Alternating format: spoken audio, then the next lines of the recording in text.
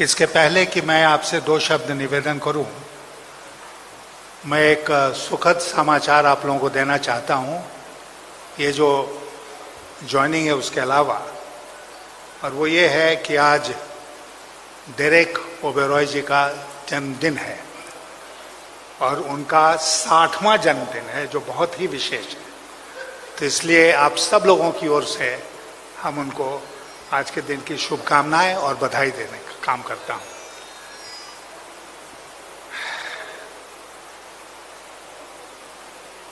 आपको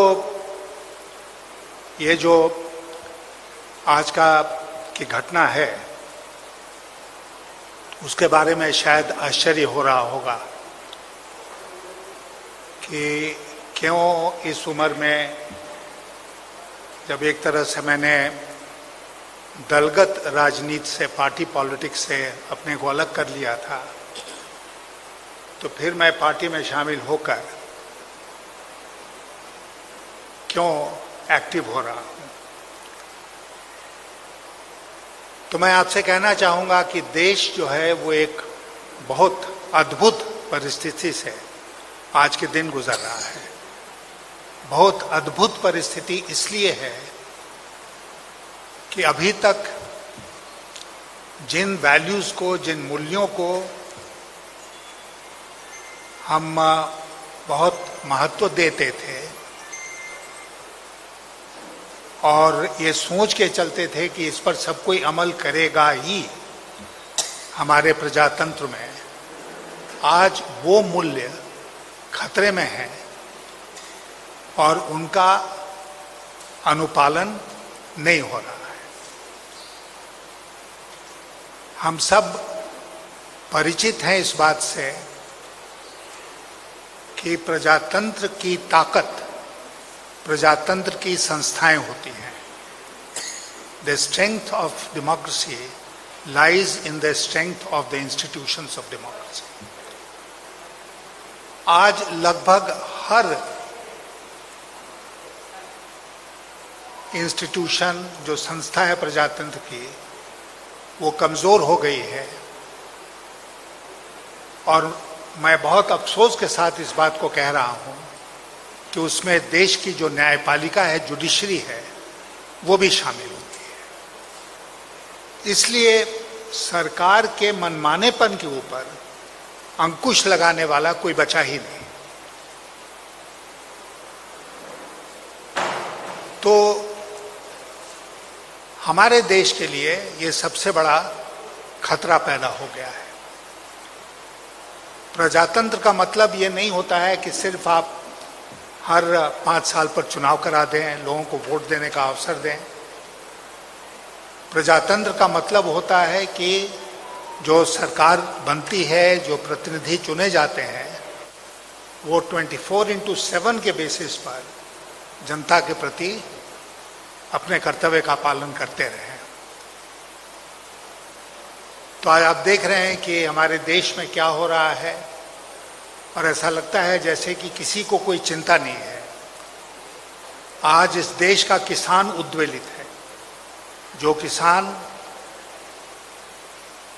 पैदा करता है, जो हम खाते हैं, अन्नदाता है, वह दिल्ली के सरहद पर बैठा हुआ है और किसी को कोई चिंता नहीं है।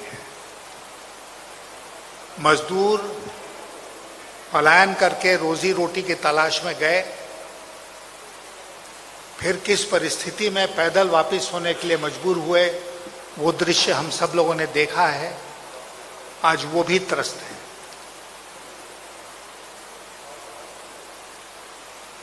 शिक्षा, स्वास्थ्य, ये सब आज दुर्दिन से गुजर रहे हैं और सरकार को कोई चिंता नहीं है। ऐसा लगता है कि सरकार का आज के दिन, और खास करके जो रूलिंग पार्टी है, उसका एक ही मकसद है। वो मकसद है किसी तरह चुनाव जीतो। जहां कहीं चुनाव हो, जिस स्तर पर चुनाव हो, उस चुनाव को जीतना जरूरी है।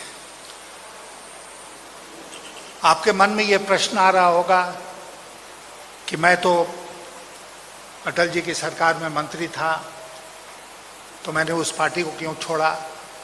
तो मैं आपसे कहना चाहता हूं कि अटल जी के समय की पार्टी और आज की पार्टी में आसमान जमीन का अंतर है। अटल जी कंसेंसस में विश्वास करते थे, आज की सरकार क्रश करने में विश्वास करती है। अटल जी लोगों को कोऑप्ट करते थे,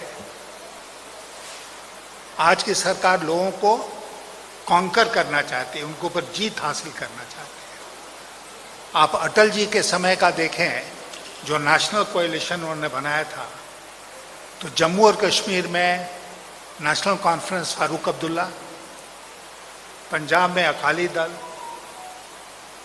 हरियाणा में चौटालाज, उसके बाद आप आइए महाराष्ट्र में शिवसेना,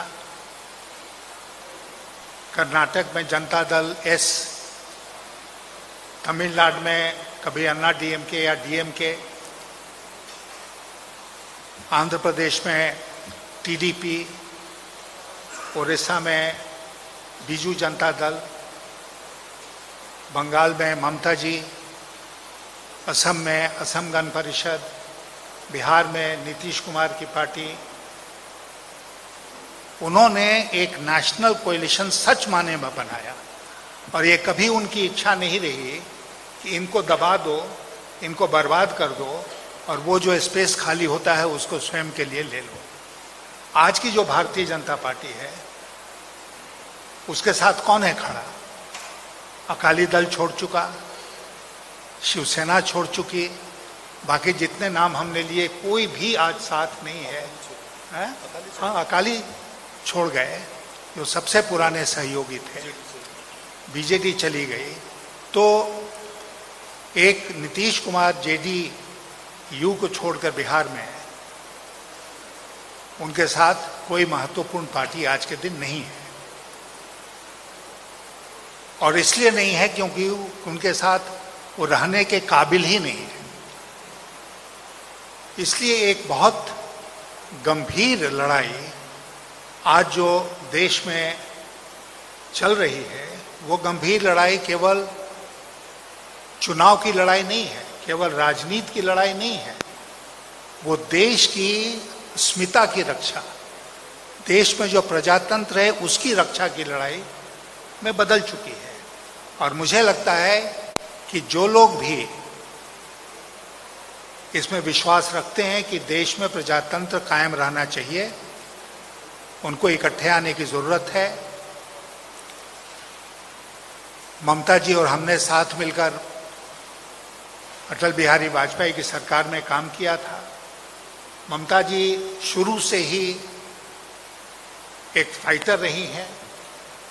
आज मैं आपको बताना चाहता हूं कि जब इंडियन एयरलाइंस का हवाई जहाज उसको अगवा कर लिया गया था, अपहरण हो गया था, और जो आतंकवादी थे उसको कंधार ले गए थे, तो कैबिनेट में एक दिन चर्चा हो रही थी, तो ममता जी ने ऑफर किया कि वो स्वयं हॉस्टेज बन के जाएंगी वहां पर, और शर्त ये होनी चाहिए कि बाकी जो हॉस्टेजेस हैं उनको आतंकवादी छोड़ दें और वो उनके कब्जे में चली जाएंगी, और जो कुर्बानी देनी पड़ेगी वो कुर्बानी देंगी देश के लिए। तो आज ऐसी सारी ताकतों को इकट्ठे आने की जरूरत है। बंगाल में चुनाव होने जा रहे हैं, इसमें कोई शक नहीं है